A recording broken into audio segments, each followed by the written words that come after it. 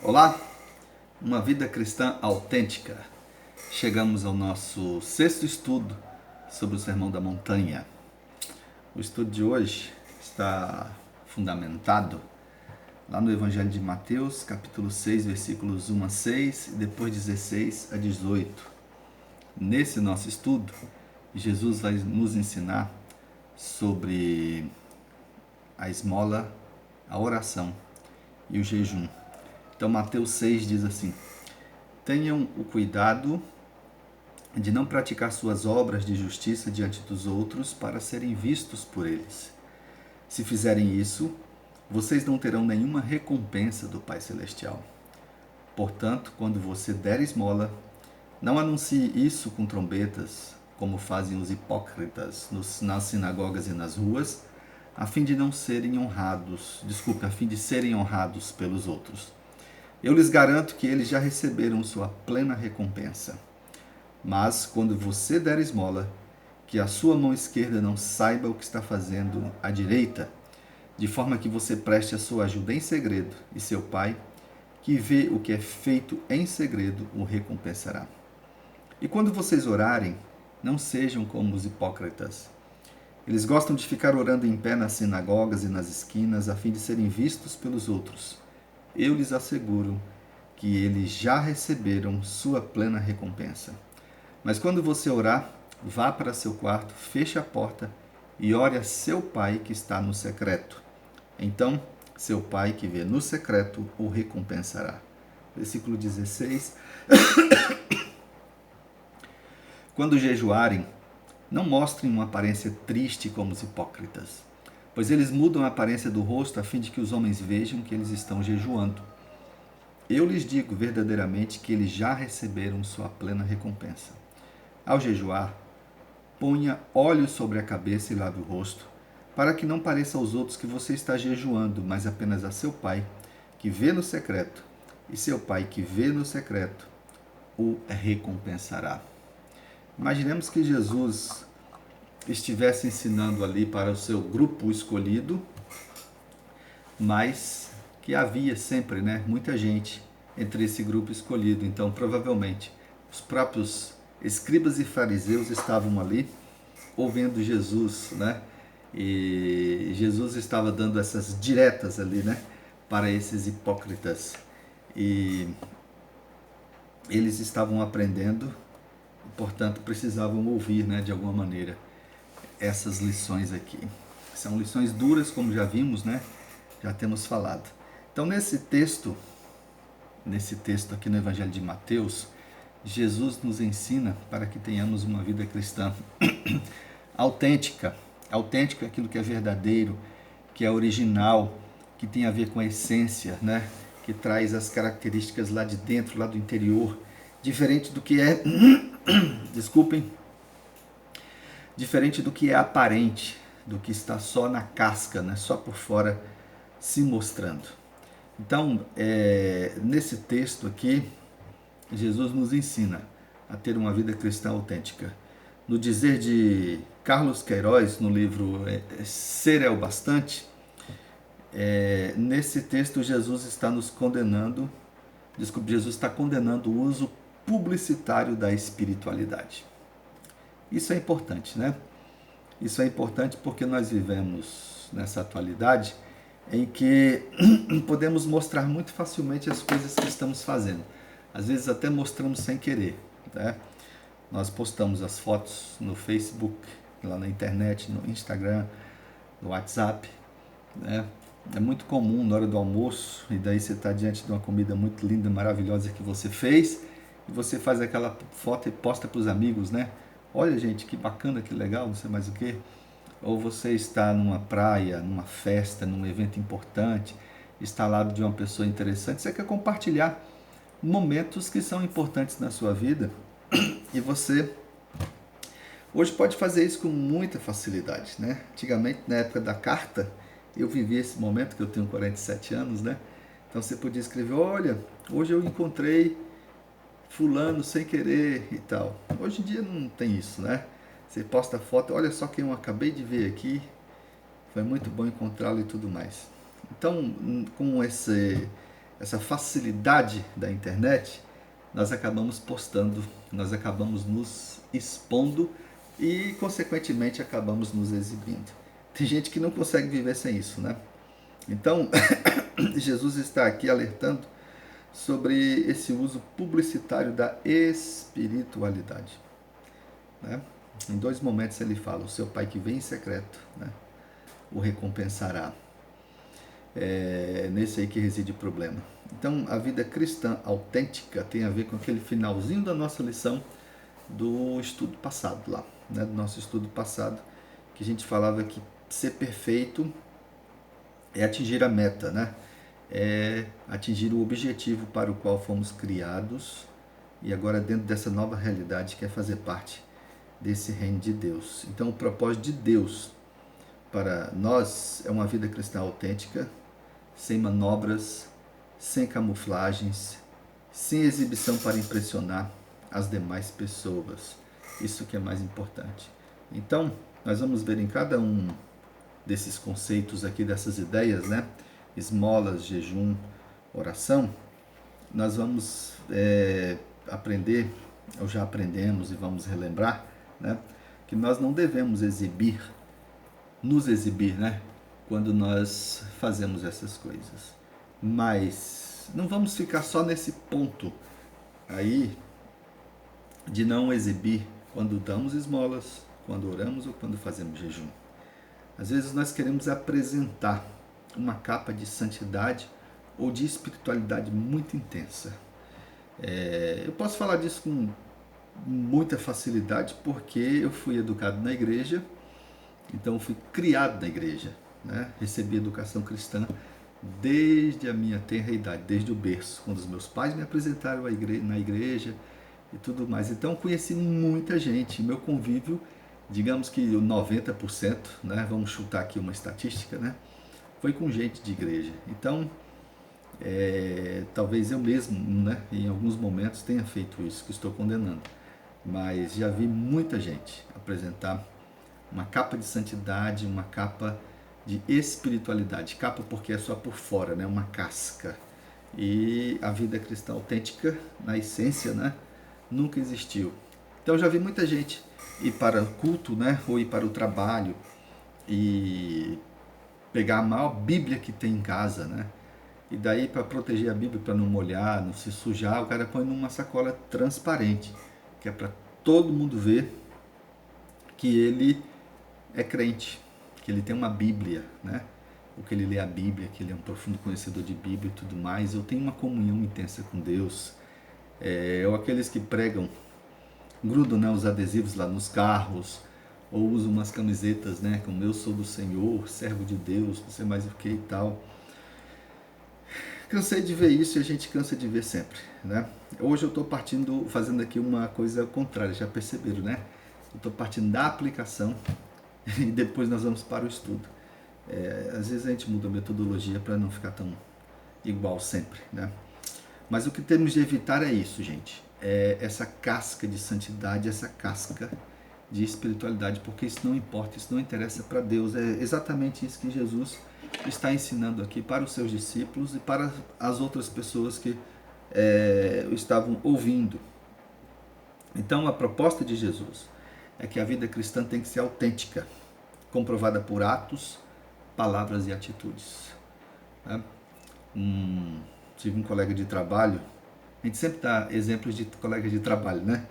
Eu tive um colega de trabalho, sempre falava de Deus, de Jesus, em qualquer momento ele tinha uma palavra da Bíblia, um versículo de cor para recitar, e aí repreendia as pessoas num momento e no outro.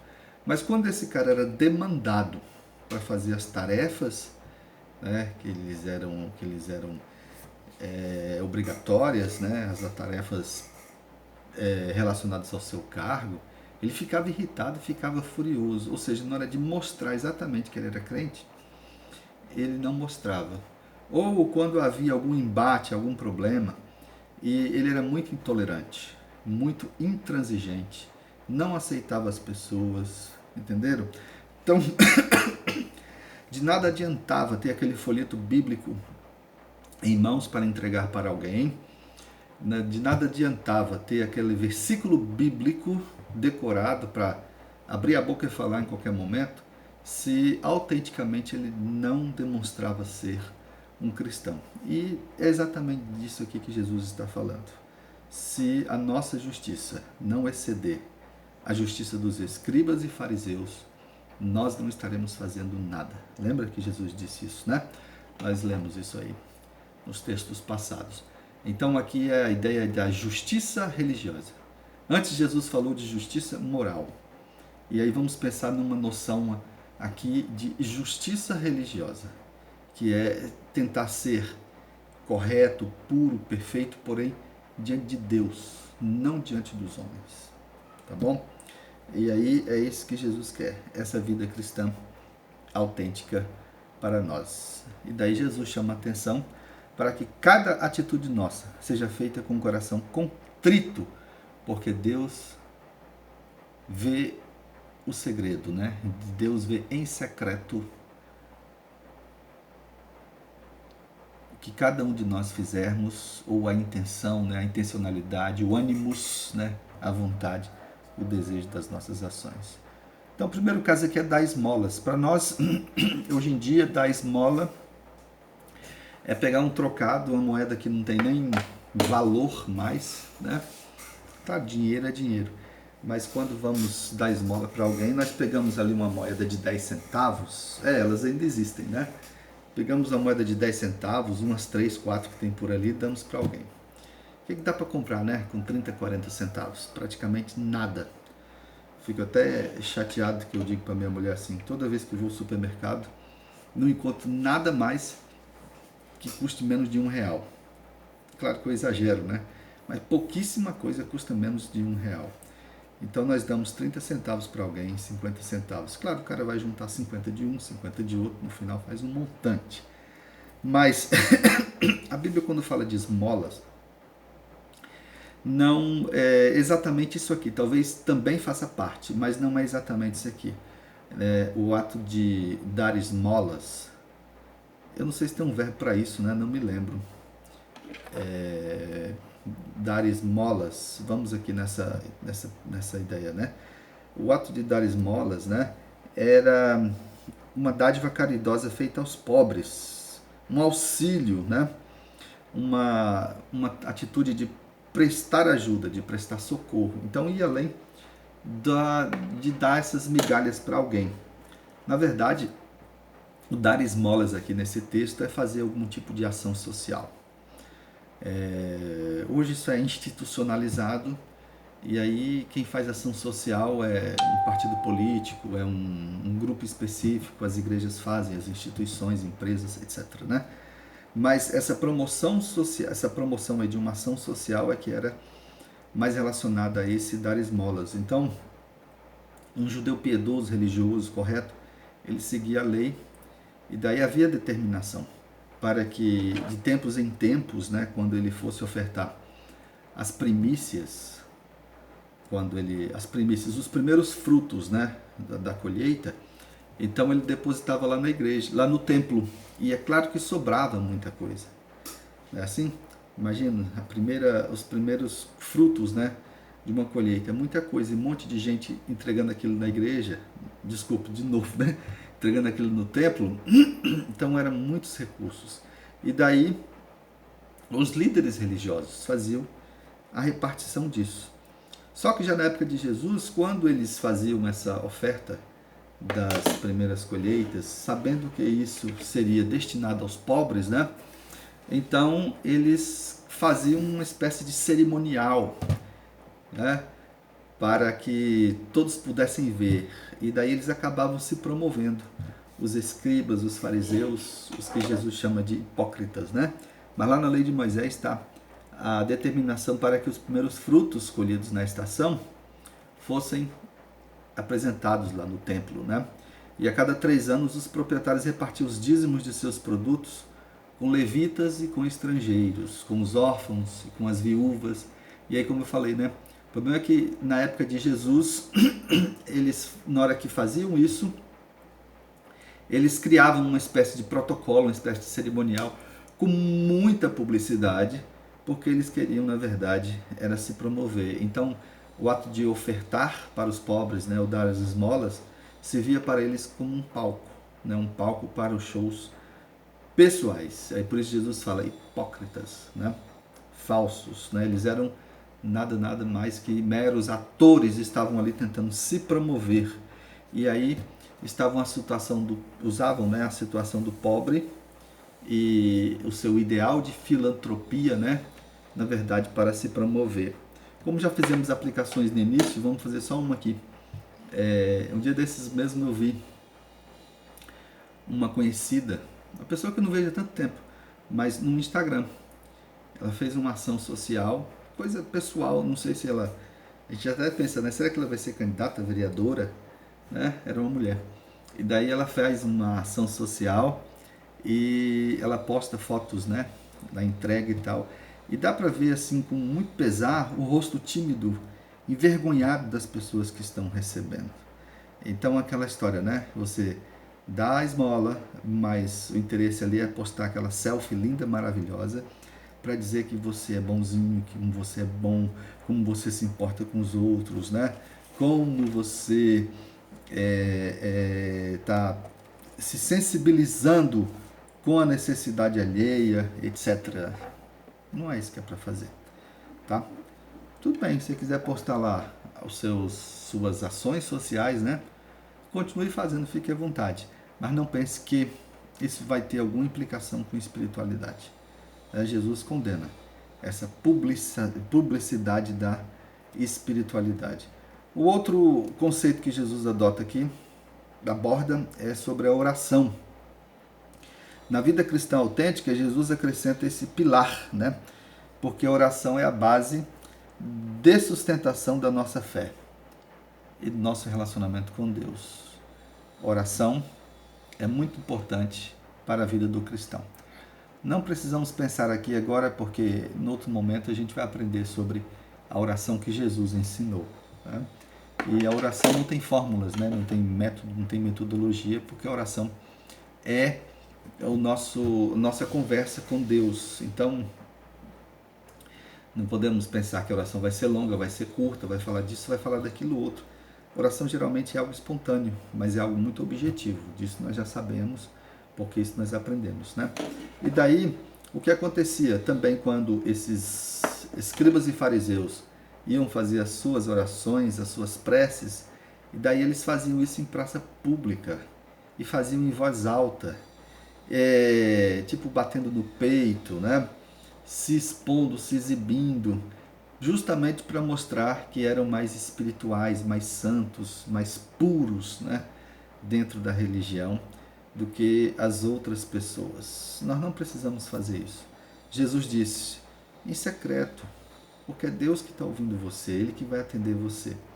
Nesses dois casos de oração e de esmolas, né? E também no jejum, Jesus vai dizer que essas pessoas já receberam a sua recompensa. Quer dizer, a recompensa delas é o louvor, é o elogio que elas vão sempre receber das pessoas que estarão assistindo a esses shows, a esses espetáculos, nesses palcos da vida. Então, Jesus diz, quando você for orar, não seja como os hipócritas, né? Entre no seu quarto, feche a sua porta e aí fale com Deus. E é Ele que vai ouvir você lá em segredo, no íntimo, né? Nessa intimidade aí. Aí sim tem a ver com espiritualidade. Mas quando você fica se exibindo, se apresentando com oração, em voz alta, né? Muita gente até imposta a voz, né? Impostar a voz por exemplo, a minha voz não é tão grave, mas quando eu vou falar, aí eu, ó Senhor nosso Deus, nosso Pai Celestial e tal, para se exibir, para se mostrar mais e tal. Em uma palavra, né? Isso é ridículo. Ridículo, isso não é coisa de crente, né? Então não adianta orar e se colocar diante de Deus pedindo ajuda se não há disposição para submissão à sua vontade. Isso é que é mais importante. Aí sim tem a ver com espiritualidade, né? Nós conhecemos um cristão não é porque nós vemos esse cristão orando. É isso que a gente tem que entender. Nós conhecemos um cristão quando nós vemos suas atitudes, quando nós vemos seu comportamento, quando nós vemos o seu testemunho. Então nós conhecemos um cristão pelo resultado da sua vida de oração com Deus. Isso aí é importante, eu acho que é isso que está na base, né? Então no nosso comportamento, que nós vamos ser reconhecidos como cristãos ou como tendo uma vida autêntica de espiritualidade. Beleza? Olha só, ainda sobre oração podemos pensar numa coisa que sempre falo, falei agora há pouco. Oração precisa ter objetividade. Tudo bem que às vezes a sua oração tem um prólogo, né? Tem uma introdução, né? Tem, ó Senhor, Deus de Isaac, Deus de Abraão, Deus de Jacó, Deus dos antigos. Aí recita lá metade do Antigo Testamento, depois vem louvando, exaltando os atributos de Deus, aí mais meia hora e tal. Tudo bem, tem gente que tem isso, né? Mas a oração precisa ter objetividade. Não vai adiantar nada você fazer uma belíssima introdução, é como uma redação ou como uma peça jurídica, né? Uma petição. O principal é que tem que ser bem feito, não é verdade? Então, às vezes você faz uma belíssima introdução, começa, mas na hora de discorrer sobre o assunto, você deixa a desejar. Senhor Deus, né? Muito obrigado por isso, por aquilo outro, não sei mais o que e tal. Se a oração é de agradecimento, agradeça, né? Enumere e tal. Vamos deixar aquela coisa de oração genérica de lado. Aquilo é quando nós éramos crianças. Senhor, tu sabes tudo, tu sabes todas as coisas, né? Em nome de Jesus, amém. Senhor, abençoa minha vida espiritual, minha vida material, minha vida sentimental, minha vida social. Nós temos várias vidas, né? Vamos deixar essas orações de lado e vamos começar a orar com mais objetividade. Senhor, abençoe o irmão fulano, que está hospitalizado está lá naquele leito do hospital. Está sofrendo com a Covid-19, com câncer, com isso, com aquilo outro. Visita, meu Deus, aquela pessoa. Preenche o seu coração com esperança, com alegria, com ânimo de viver. E dá a cura, meu Deus, a restauração de vida, de saúde para essa pessoa. Senhor, visita a família tal, o casal fulano que está com problemas de separação. Reata, meu Deus, os laços de amor, de harmonia naquela família. Senhor, abençoa o fulano que está com problema com drogas, com álcool, etc. Sejamos objetivos, meus irmãos. Nas nossas orações, nós vamos ter resultados muito interessantes, de acordo com a vontade soberana do Senhor. Nosso último item aqui nesse estudo é sobre o jejum. E sobre o jejum tem muita coisa interessante para falar, mas aí nós fugiríamos do texto, né? Mas o jejum está em moda, né? O jejum está em moda. Tem um cara aí, uns caras, não me lembro, né? Que conquistaram aí o prêmio Nobel com a teoria da autofagia. E daí vem uma base teórica muito importante para o jejum, mas já era coisa que está na Bíblia, né? Estava na Bíblia. Então a ideia é que essa da autofagia, né? Quando as suas células elas são expostas à falta de alimentação por um certo período, elas começam a se devorar, mas assim as células boas devoram as células ruins, né? Olha só que interessante, para a renovação do organismo. Claro, eu estou falando sem propriedade e sem a técnica necessária, porque eu não sou da área, né? Mas o jejum está em moda, o jejum está em voga, né? Como nós dizemos. E aqui no texto bíblico, Jesus está condenando o jejum que acontece para a promoção pessoal. De novo, então esses 3 itens aqui são apresentados por Jesus nessa condenação da publicidade religiosa. Lembrando sempre isso, tá? Jesus não condena o jejum, muito pelo contrário, nem a esmola, nem a oração. Mas Jesus está falando, quando você jejuar, não use isso como promoção, como trampolim, como modelo para exibição. Porque você vai ficar com o rosto desfigurado, vai ficar com uma aparência ridícula, porque está jejuando, né? Pele ressecada, os cabelos degrenhados, aquela coisa toda. E daí todo mundo vai dizer, olha só, fulano, né? O Watson está jejuando, coitado, né? Que Deus o abençoe e tal. As pessoas vão ter uma certa comiseração por você, e não é isso que é interessante no jejum. O jejum é realizado em momentos de crise, momentos de sofrimento, momentos de crise existencial, de necessidade, né? de problemas intensos. E daí a pessoa faz o jejum numa atitude humana para tentar comover Deus, né? Tocar o coração de Deus. Não vou dizer se Deus atende ou não, não vou entrar nesse mérito aqui. Jesus não praticava o jejum com seus discípulos de forma metódica, inclusive ele era muito criticado pelos escribas e fariseus por conta disso. João Batista, por outro lado, já fazia, né? Já praticava o jejum com seus discípulos. Mas Jesus aqui não está condenando o jejum. Ele diz, quando você jejuar, que esse jejum não sirva para a sua promoção. É isso que Jesus está falando, né? Os fariseus costumavam jejuar às segundas e às quintas-feiras. Eles tinham isso como prática e faziam também em determinados momentos de festividades, né? Porque o jejum fazia parte da festa. Não somente no judaísmo, mas em outras religiões, né? No islamismo, por exemplo, o jejum faz parte aí de algumas festividades. Tem que fazer o jejum, acho que é no dia do Ramadã, não é isso? Tem uma prática de jejum muito intensa, um jejum muito rigoroso entre né, os povos islâmicos. Bom, e Jesus disse, não deixe que o seu rosto fique desfigurado para você se exibir, para você aparecer, né? Jesus mesmo fez jejum, né? Quando foi tentado, 40 dias, não foi? Jesus estava jejuando. Então, jejuar e humilhar-se perante Deus são atitudes que devem andar juntas, né? A humildade. E quando Jesus propõe esse de jejum aqui, ele está desafiando os seus alunos, né? Ele está nos desafiando. A autodisciplina, ao domínio próprio também. Só que a essência por trás disso é que esse jejum não seja algo para a nossa promoção pessoal. Nós devemos conciliar santidade com sanidade, né? Tem um Tzinho aí que faz toda a diferença. A letra T faz a diferença aí. A santidade sem sanidade é uma coisa muito problemática, né? A autora da lição aqui fica lembrando. Então, fazer o jejum é importante, mas que esse jejum não sirva para a sua promoção pessoal. Aí Jesus disse, olha, faz o óleo na cabeça, lava o rosto. Esse óleo na cabeça, eu entendo que não tem nada a ver com santidade aqui, com purificação, essas coisas. Mas o óleo é como se fosse hoje, faça uma maquiagem, né? Uma mulher, o cabelo vai ficar liso, brilhando, né? Porque você não está comendo, você está ficando desnutrido, não é isso? E a sua aparência vai ficar ridícula.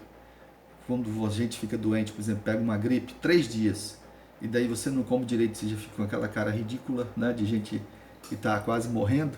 Imagina o cara fica jejuando direto. Então Jesus manda pôr o óleo na cabeça, lavar o rosto, né? Se ele fosse descrever mais, faça uma maquiagem aí, passa um batom, passa um pente no cabelo aí, né? Conserte a sua sobrancelha, se for mulher, se for homem, né?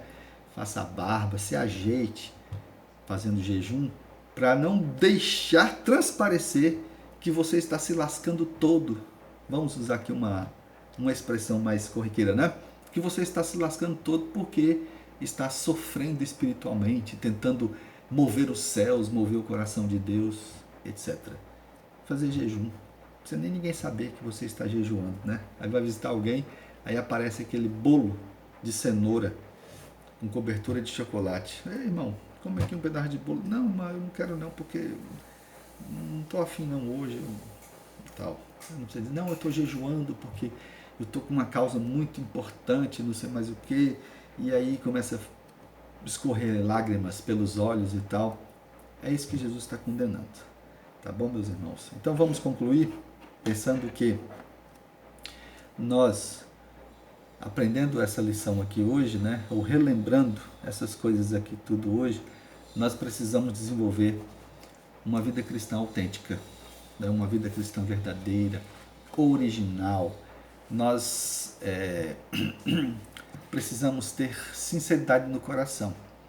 E daí, como nós falamos lá no início desse estudo, que essa vida cristã autêntica, ela não tenha como balizas, né? Essa ideia de jejum, oração e esmolas, mas também outras coisas. Às vezes não temos nada disso assim tão evidente na nossa caminhada cristã, mas temos outras coisas que vão servir como casca, como capa, e não vão mostrar a autenticidade da nossa vida cristã. Uma delas, olha só, é o jargão evangélico, né? O jargão evangélico. Para muitas pessoas hoje, se você não usar determinadas expressões enquanto estiver conversando, falando com alguém, você não é crente. Se você não disser, oh glória, estou na bênção, aleluias, né? E outras coisas tantas, você não é cristão. Isso é tudo casca, meus irmãos. Isso é tudo capa, tá? Prestemos atenção nisso e que Deus nos abençoe plenamente na nossa caminhada cristã. Tenhamos todos, né? Um bom dia e até o nosso próximo estudo.